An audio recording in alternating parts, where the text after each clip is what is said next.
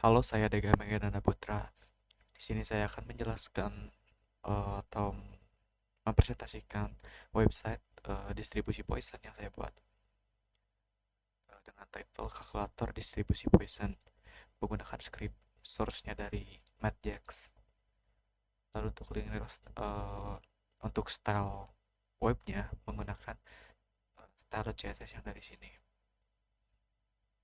Ya, pertama-tama seperti biasa kita buat folder static dan template. Lalu style.css di dalam folder static, template dimasuki file index.html, dan aplikasi.python menggunakan Flask ini. Pertama saya jelaskan dulu yang HTML. Untuk badan utamanya ada kontainer kalkulator distribusi Poison. Nah, lalu ada bagian contoh. Jadi nanti itu seperti ini ya. Langsung saja sambil saya demonstrasikan. Nah, uh, jadi ada tombol ini ya, contoh studi kasus. Jadi ketika diklik akan memasukkan nilai 3 dan 2 ke bagian ini, ke bagian formulir yang tersedia. Lalu dikasih nama ID-nya study case, dan displaynya dikosongkan dulu.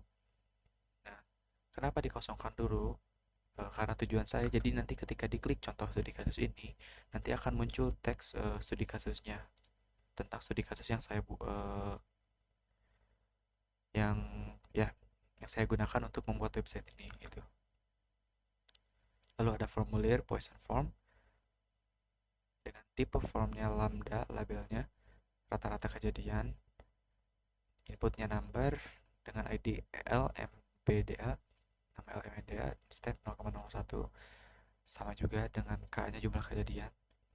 Lalu uh, tombol button dengan tipe submit, itu probabilitas. uh, Sambil saya jelaskan yang lain juga. Nah, uh, yang tadi ini tombol contoh studi kasus itu nanti memanggil di sini, memanggil studi case yang ini. Seorang penghuni rumah baru saja pindah ke sebuah rumah yang terletak dari pedesaan. Saya demonstrasikan saja di websitenya. Nah, muncul studi kasus yang saya gunakan. Sebuah penghuni rumah baru saja pindah ke sebuah rumah yang terletak di daerah pedesaan. Rumah tersebut diketahui sering dihuni oleh laba-laba, namun dalam jumlah yang bervariasi. Berdasarkan catatan pemilik rumah sebelumnya, rata-rata terdapat 3 laba-laba yang ditemukan setiap minggu di ruang tamu. Lalu, di suatu minggu, penghuni rumah hanya menemukan 2 laba-laba. Dan secara otomatis langsung memasukkan nilai um, rata-rata kejadian atau lambdanya 3 dan jumlah kejadian atau K-nya 2, sesuai dengan dari studi kasus gitu. Lalu ketika diklik hitung probabilitas, maka akan memunculkan formulir maksud saya bagian kontainer baru hasil perhitungan. Jadi probabilitas Poisson untuk lambda 3 dan K2 adalah 0,22 atau 22,4%. Jadi pertama-tama identifikasi nilai yang diberikan dengan rata-rata kejadian 3 dan jumlah kejadian 2. Nah, kenapa ini bisa muncul rumus-rumusnya dengan benar gitu? Karena menggunakan script dari MathJax itu. Jadi kita panggil lagi ke app.python-nya dan dengan penulisan garis miring atau fraction ya. Nah, ini kenapa formatted lambda bukan bukan lambda seperti di sini LMPDA.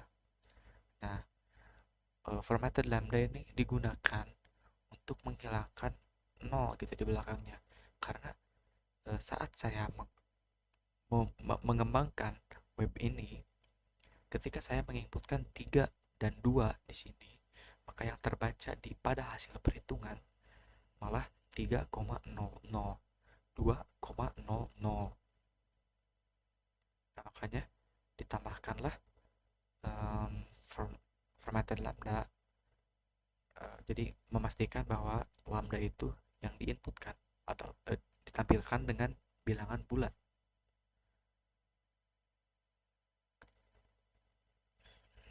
Langkah selanjutnya ya seperti bisa dilihat di sini. Jadi rumusnya adalah lambda pangkat k dikali e pangkat min lambda, di mana lambdanya adalah 3, maka 3 pangkat k adalah 3 pangkat 2 dikali pangkat min 3 per 2 faktorial. 2 faktorial adalah 2. 3 pangkat 2 adalah 9. Pangkat min 3 adalah 0,0497870684. 9 kali 0,0497870684 dibagi 2 adalah 0,22404180077. Lalu selanjutnya adalah fungsi pada HTML-nya. Ini function go back diaplikasikan kepada tombol kembali hitung ini. Jadi pertama tuh menyembunyikan studi kasus. Jadi formulir go back itu menampung untuk menyembunyikan studi kasus ini yang tadinya kan tersembunyi, tidak muncul, tapi ketika diklik contoh studi kasus muncul gitu. Lalu mengosongkan kolom input juga. Jadi ketika diklik kembali hitung, maka kolom input ini akan menghilang, begitupun studi kasus yang dimunculkan, dan menampilkan kembali form yang di atas. Mari kita coba ya, klik kembali hitung. Nah, ini sudah di reset kembali. Dan untuk style-stylenya ya seperti ini. Untuk HTML body-nya ketinggian 100%, jadi full gitu. Marginnya 0, padding 0.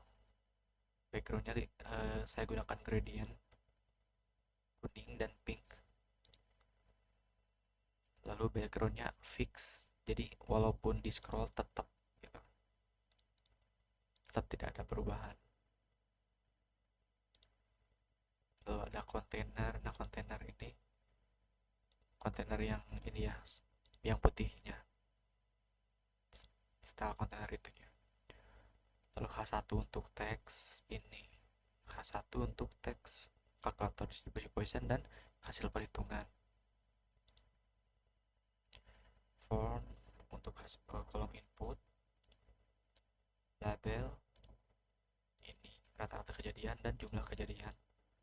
Ini juga bukan, ini aja probabilitas Poisson untuk ini, itu label digunakan di sana. Lalu input yang ini, kolom input, button disamakan semuanya hijau, dan juga ada behavior, jadi ketika ada mouse ke sana langsung agak menggelap. Lalu separator yang disembunyikan ini di antara kedua form ini, maksud saya kedua kontainer. Lalu ada output ini ya, output dengan margin 15 pixel, text line-nya di center agar si rumus-rumus yang ditampilkan berada di tengah.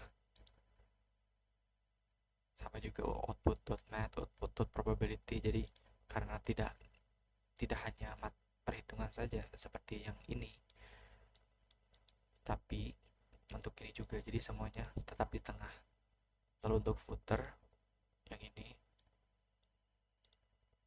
backgroundnya abu-abu, warna teksnya putih, teksnya di center, paddingnya 20 pixel, dan size fontnya 1 rem, margin atasnya 30 pixel. Nah ini jarak dari konten ini ke sini 30 pixel. Lalu untuk contoh yang ini,